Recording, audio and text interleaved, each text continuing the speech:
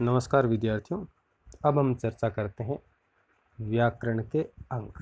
पिछले वीडियो में हमने व्याकरण की परिभाषा को समझा, व्याकरण क्या होती है, हमारे लिए क्यों आवश्यक है, ये बातें हमने पढ़ी।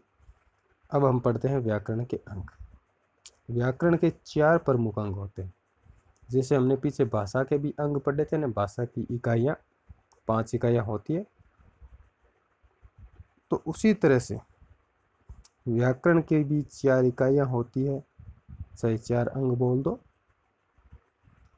भाषा में पहली इकाई पढ़ी थी हमने ध्वनि, और व्याकरण में ध्वनि का कोई महत्व नहीं है।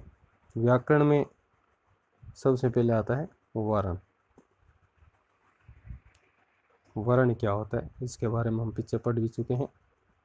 इसके अंतर्गत वर्णों से संबंधित उनके आकार, उच्चारण, वर्गीकरण तथा उनके मेल से बने शब्द निर्माण प्रक्रिया का उल्लेख किया जाता है। प्रश्न ये बनता है कि वर्ण विचार के अंतर्गत किन बातों का अध्ययन किया जाता है, या प्रश्न ऐसा भी आता है कि वर्ण विचार क्या है, या फिर इसमें प्रश्न और कोई विशेष नहीं बनता है, या फिर प्रश्न बनता तो पूरा ही बनता है कि व्याकरण के प्रमुख अंगों का परिचय दीजिए।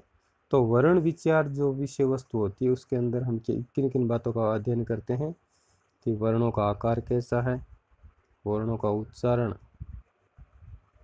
किस वर्ण का उच्चारण कौन से स्थान से हुआ, उनका वर्गीकरण किस प्रकार से किया गया है। जैसे हमने पढ़ा था ना पीछे के एक वीडियो में कि जो स्पर्श व्यंजन होते हैं, इन्हें संस्कृत में तो स्पर्श व्यंजन कहते हैं और हिंदी में उन्हें वर्गीय व्यंजन कहते हैं। और वर्ण से किस प्रकार शब्द बनने प्रारंभ होते हैं, यह सारी बातें आती है वर्ण विचार के अंतर्गत। इसके बाद में है शब्द विचार। इसमें किस बातों का अध्ययन किया जाता है, शब्दों के भेद, उनकी उत्पत्ति, उनकी व्युत्पत्ति। विशेष रूप से कुछ शब्द ऐसे होते हैं जिनकी विशेष हटकर की उत्पत्ति होती है, उन्हें व्युत्पत्ति की संज्ञा देते हैं। फिर शब्दों की रचना, ये सारी बातें, इनके प्रकार, इन सब बातों का अध्ययन शब्द विचार में किया जाता है। उसके बाद में आता है पद विचार। पद विचार में क्या होता है विद्यार्थियों, इसमें शब्द से पद निर्माण प्रक्रिया और पद के विविध रूपों का वर्णन होता है। मैंने आपको पीछे बताया था कि शब्द क्या होता है और पद क्या होता है। जैसे राम, राम क्या है, शब्द।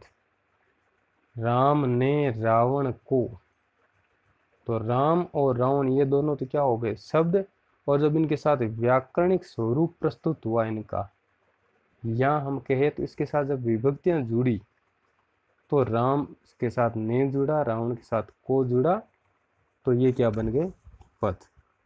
तो पद का निर्माण कैसे होता है, पदों के स्वरूप कैसे हैं, पदों के स्वरूप कितने हैं, ये सारी बातें हम पद विचार के अंतर्गत अध्ययन करते हैं। उसके बाद में आता है वाक्य विचार।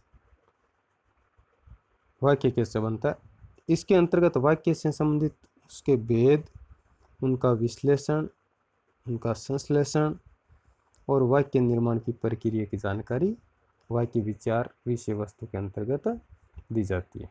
तो विद्यार्थियों, अपने भाषा, व्याकरण और लिपि नामक जो टॉपिक है उसमें भाषा के बारे में अपना अध्ययन पूर्ण हो चुका है।